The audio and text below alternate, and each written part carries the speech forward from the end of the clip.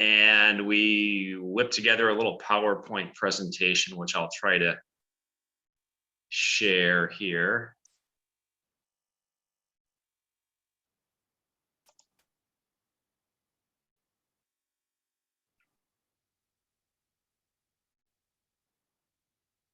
And let's see, I'm not great at doing this, but let's.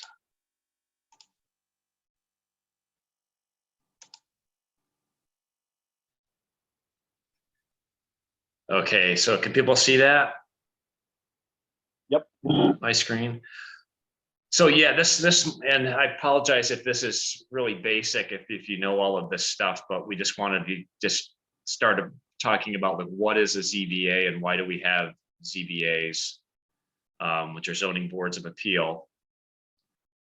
So basically, we have zoning laws, and what zoning does is it typically divides a municipality into different zoning districts, and the purpose of that is to allow certain uses in certain parts of a municipality and prohibit certain uses in certain parts of a municipality. And the goal is to avoid incompatible land uses, to keep the uses that we don't want in a residential area out, or to keep, in some cases, residential uses out of something like an industrial district, that type of thing. And zoning regulates three things. One of them is land use, which I just mentioned. The second one is density.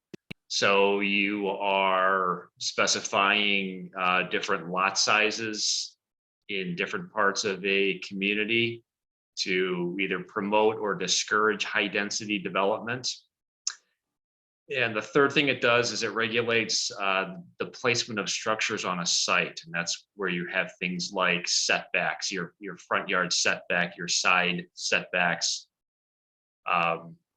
your maximum height of a building, maximum lot coverage, that type of thing. Zoning's optional in New York State. You don't have to have it, but a lot of most communities in our region do. And if you do have zoning in your municipality, you're required to have a safety valve in the form of a zoning board of appeals. So that the state recognizes that zoning, there's no way that a zoning law can perfectly apply to an entire community. You're going to have situations where it's going to be over restrictive, or it's not going to accomplish the thing that's intended to. So you have the safety valve appeal process. And you see there, it says ZBA as a buffer for aggrieved applicants between decisions of the zoning enforcement officer and state Supreme Court.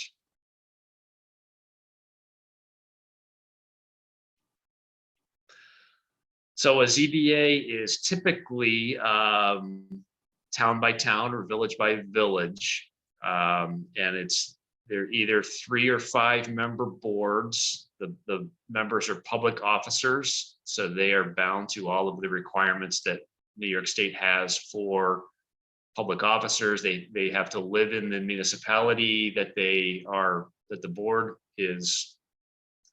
board's jurisdiction is. They can be removed for certain reasons, lack of attendance or some other cause, some ethical problem. They've got to take an oath of office when they begin their terms. And they have state training requirements. ZBA members are, like planning board members, are required to have 4 hours of training a year. And there's different rules about how that works and how that gets set up, but they are supposed to get that 4 hours a year. It's pretty easy to get. There's lots of different ways to get it, online, at workshops, et cetera, et cetera. And there's two kinds of jurisdiction. There's two kinds of powers that ZBAs have. One is called appellate jurisdiction, And that's the traditional role that I mentioned, that is hearing appeals from people that think the zoning law as applied to them certain things need to be waived or shouldn't apply. That's a appellate jurisdiction. They're hearing appeals. They're also allowed to have original jurisdiction. And this is kind of rare with most of our communities that I'm aware of, but some ZBAs actually review things like special use permits and site plan reviews. So they're actually, typically it's more common to have a planning board do this type of work where they're reviewing an actual project application. But the ZBA is empowered to do that in New York State. So that's called original jurisdiction. And there's two types of appellate jurisdiction that make up the bulk of what any ZBA's work is. And those are hearing appeals for interpretations and appeals for variances. And there's two different types of variances. So there's interpretations, variances, two types of variances.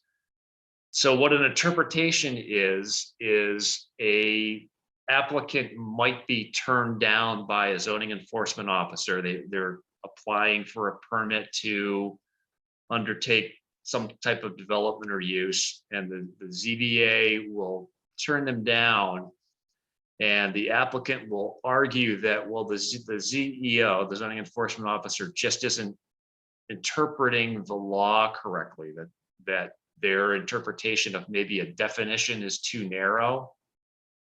So I'm trying to think of an example here, that somebody might apply in a certain town to build a bar, and the ZEO will say, no, bars aren't allowed in this zone.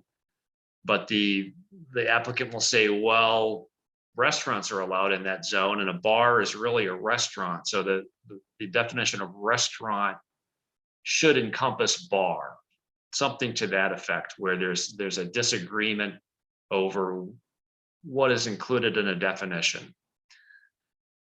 So in that case, the zoning board of appeals the case would be sent to them, the appeal would be sent to them, and they would have to decide what is the definition. What is the definition of restaurant? Does it include, is it broader than the ZEO thinks it is? That type of thing.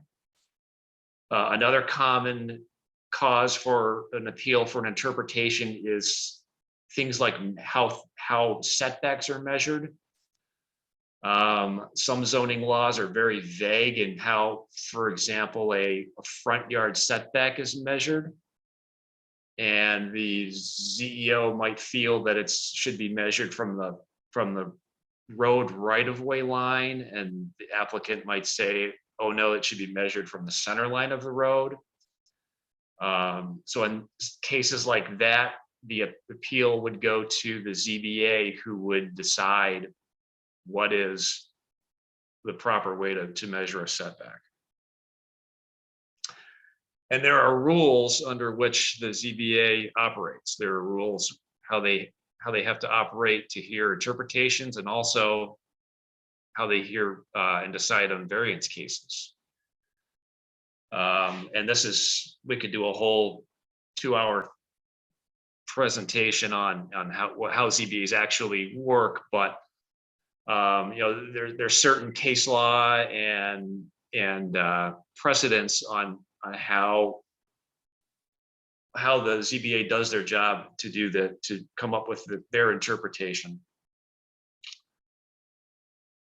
So then there's variances. So there's two kinds of variances: use variances and area variances. Use variances are when somebody is denied a permit based upon whatever use they're trying to establish is not allowed in the zoning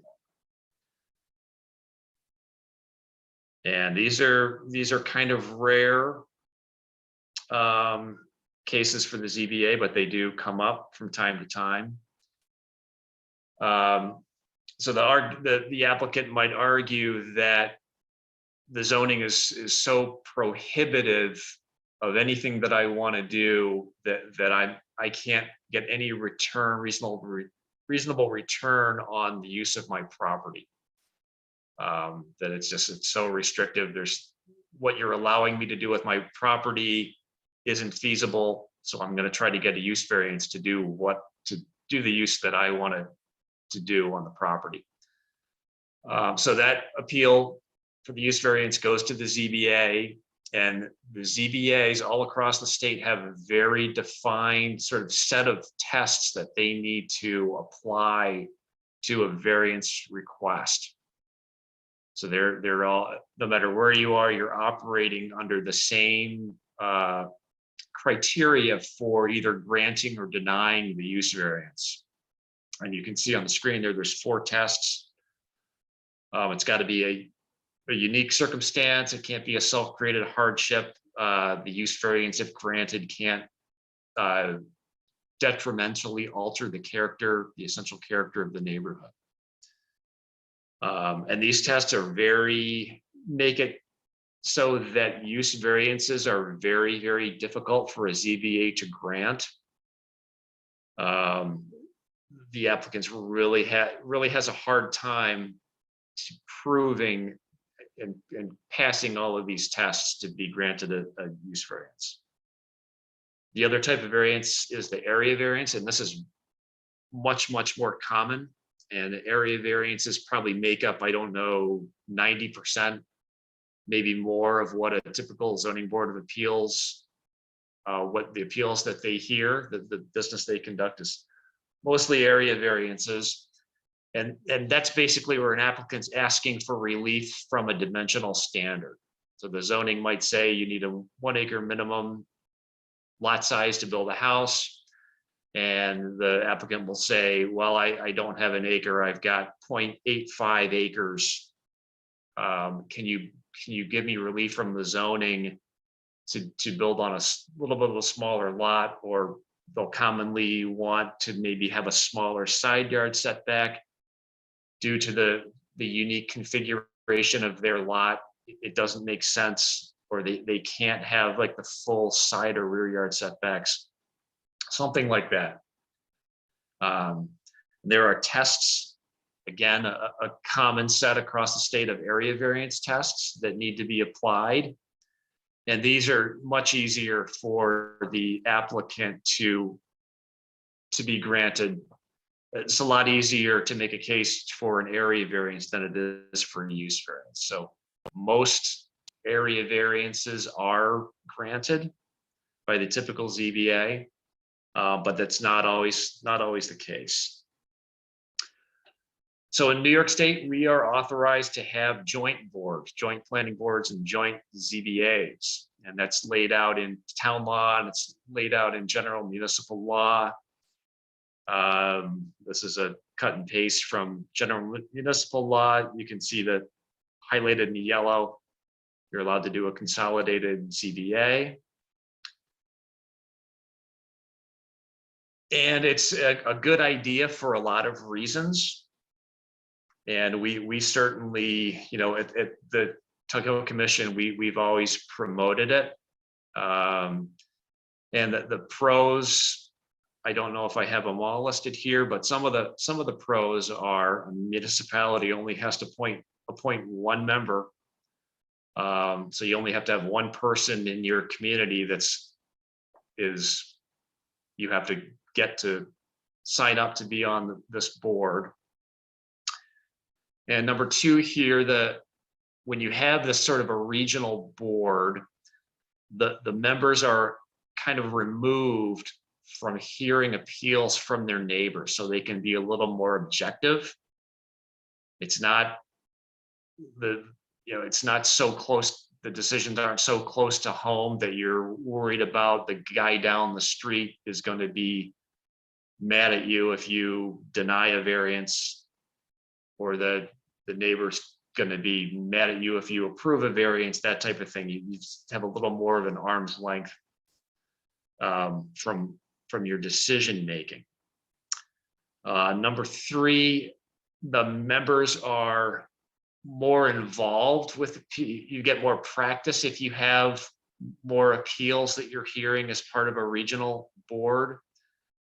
Some of our communities, the ZBAs, hardly ever, they might go a couple of years between hearing an appeal. So it's a constant battle to remember how to do it. And you don't stay sharp with it. Number 4 here, maybe the most important thing is the board would get support from the COG. So you have people like Mickey and Angie that can give you a lot of support. Obviously, we're going to give you as much support as we can. Jefferson County Planning will give you support. Also, Lewis County Planning would give you support. So we like to think there's lots of good reasons to do this. Trying to think of any cons. The members would have to drive a little farther to a meeting, so that they're not always going to a meeting right in the community. They might be going, I don't know, 15 miles away, 10 miles away, and in some cases, and Angie can mention this, in the Tug Hill Cooperative ZBA, it's kind of hard to get from one town to another sometimes, just due to the core of Tug Hill having so few roads. So that things like that might be something to consider. And another one is the members are going to be working with sometimes in other towns zoning law, and they have to have some familiarity with that. Although we don't think this is a huge issue, because a big part of any ZBA action is a hearing. So a hearing is required for anything that a ZBA does, interpretations, both kinds of variances.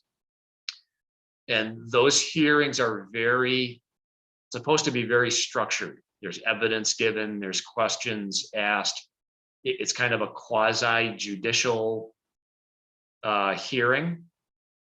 So really most of what a ZBA needs to know to decide a case should be offered and discussed in the hearing.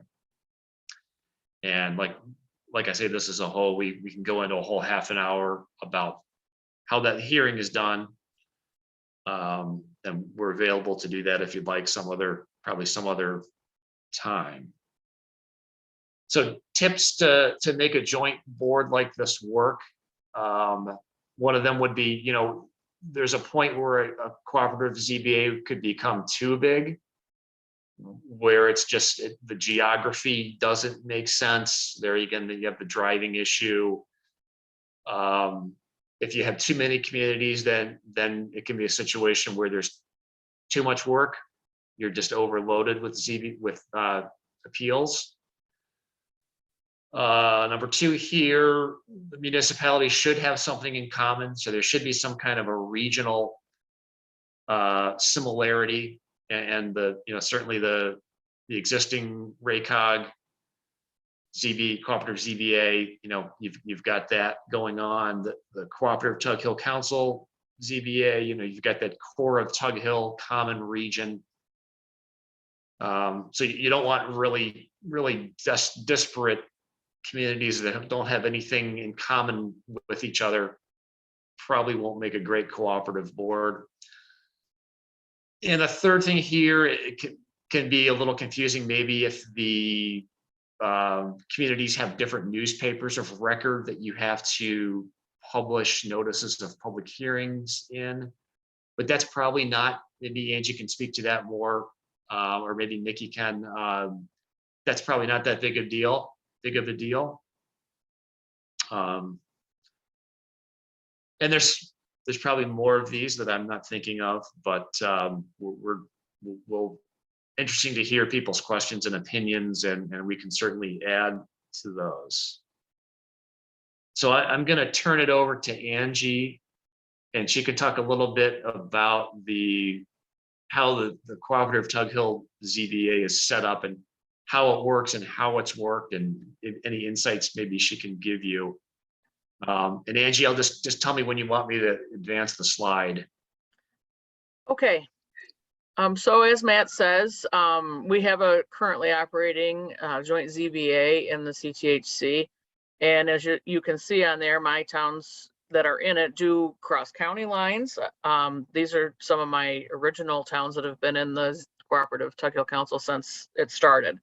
So I have Florence in Oneida County, and then Montague, Osceola, Pinckney, and Turin in Lewis County. As you can see, and as Matt mentioned, it's quite a haul from Florence to Pinckney, for instance, or Montague, because there's no roads through the middle of Tug Hill. So in my board's case, sometimes you got a pretty good jaunt to get to the town you're hearing the hearing in. There has been talk in my COG as we have some people that are talking about joining, about splitting this board into two, if necessary, to cut that drive down a little bit. But that's my current joint ZBA. Okay, Matt, if you would flip. So our first ZBA was created in the originally the Cooperative Tug Hill Council was called the Cooperative Tug Hill Planning Board, and they started working on stuff in 1976. They signed their first real intermunicipal agreement in 1979 that formed the actual Cooperative Tug Hill Planning Board to start hearing cases, and also formed the Cooperative ZBA. At that point in time, all of the towns that were in the council governments at that point were included in the IMA. So the original IMA had language in there that said that in order to keep a 5-person board, whichever town was farthest away wouldn't have to travel for the hearing unless somebody that was closer couldn't attend the hearing. That's how they worked it out to keep it to 5 people back in the 70s. Since that time, the number of participants has varied. We've had 6 members a few times. The last 2 IMAs, so for the last 10 years or so, we've had 5, so we haven't had to worry about that case of having an even number. But the IMA does still contain language that if there's a 6-member board, they are superseding the state law, which says ZBAs should be 3 people or 5 people. And it also mentions that if you have to vote on a resolution, you have to have a majority +1 if you have an even number in order to avoid ties. And currently, and for the last probably 30 years, all the members are expected to attend the hearings. We no longer have that. If you're the farthest away, you don't have to come deal in there. Okay, Matt, go ahead. So the last intermunicipal agreement that the towns signed, the term of office originally, and for however many years, was a 5-year term, and they were staggered for each member. When I took this job over, myself and Phil Street, who most of you know, had tried for several years to figure out where the reps were in their terms, and we could not figure it out.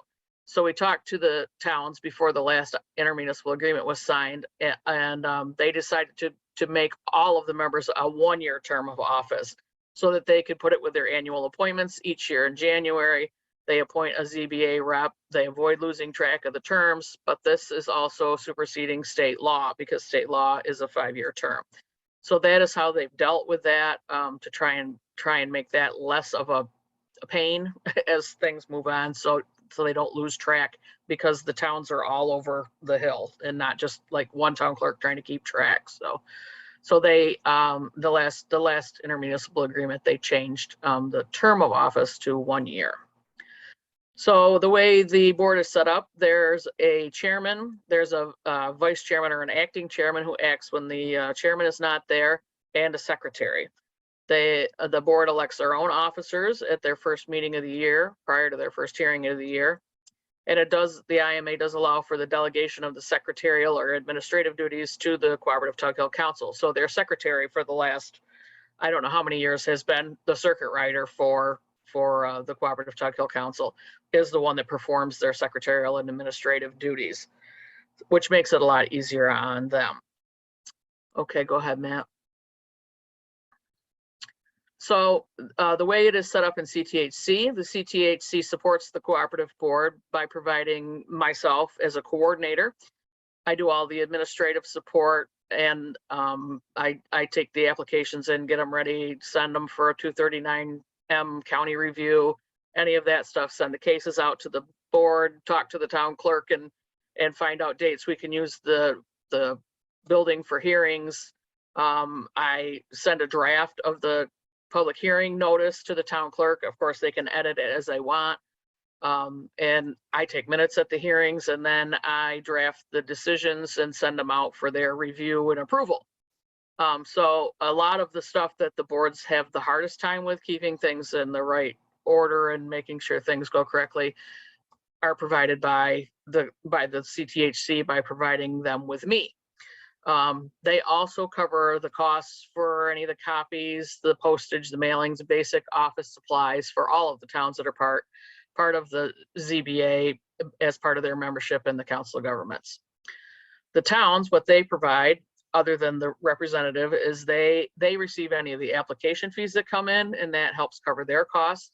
They're responsible for the cost of their own representative. If they have a salary or a stipend, some of them do, some of them don't. It helps cover the mileage for the people driving all over. They also cover the cost for the public hearing notices. And if there ever was an appeal for an Article 78 or whatever, the town would be responsible for the legal costs if there was ever an appeal of a case in their town. So that is the way that they work together. Go ahead, Matt. So at the end of a case, because it's a cooperative board, the minutes and the decisions are filed with all 5 of the town clerks, or however many towns we have at that point in time. The entire case file gets filed with the town clerk of the town that the case occurred in at the conclusion of the case. They're the main record keeper for that, but all of the town clerks have a ZBA file where they keep the minutes and the decisions. The public hearing is required to be held in the town where the case is. So even if it's more convenient to go to some other town, you can't. You have to hold the hearing in the town in question. And that town clerk is the one that handles the public hearing notice and getting it in the paper. So the different newspaper thing hasn't been a huge problem for us because each town clerk deals with their paper and how they do their public notice stuff. Like I said, a lot of times I'll draft a public hearing notice with the particulars and get it to the clerk, and then they edit it however they think appropriately and get it in the paper. So the application and the fee, any resultant fee, is handled by the town clerk of the town, and they send a copy of the receipt or give a copy of the receipt to the applicant to be filed with the application, so that I don't handle any money and neither does the board. So that makes that a lot easier. That takes out any worry about having somebody else that has to be bonded or whatever. So the town clerk is the one that handles any money that is exchanging hands. Go ahead, Matt. I think that's it. Oh, no, one little thought. Most important thing for you to remember is your zoning board of appeals members can only deal with the law of the municipality that they're hearing the case in. I know that Mickey had said that the Jefferson County towns had some concerns, but it doesn't matter what the law is in their town or what they think it should be in the town that they're in. The only thing that they can utilize is the law in question as it's written in the town. They don't have the power to change your law or legislate in any way. The only thing they can do is interpret the law as it's written and rule on variances to the law. So that is just something to keep in mind, that it's not a case that somebody can come in and willy-nilly change your law that doesn't live in your town. So, and that's all I have, unless you have questions for me. And I'd add on to that, you know, none of the Cooperative Tug Hill towns are, the ZBA is not doing the original jurisdiction. They're doing just the appellate jurisdiction. So the ZBA are not acting as planners. They're not, you know, they're not changing the zoning law. They're not approving. They're not writing plans. They're not approving special use permits or site plans. They're acting really as judges. So they're acting to, with particular cases, particular appeals, acting in a quasi judicial manner with a very, like I mentioned earlier, strict set of guidelines that they have to operate under. So they're really, it's really not a case where they're actually doing project approvals and planning and changing the look of projects for the most part.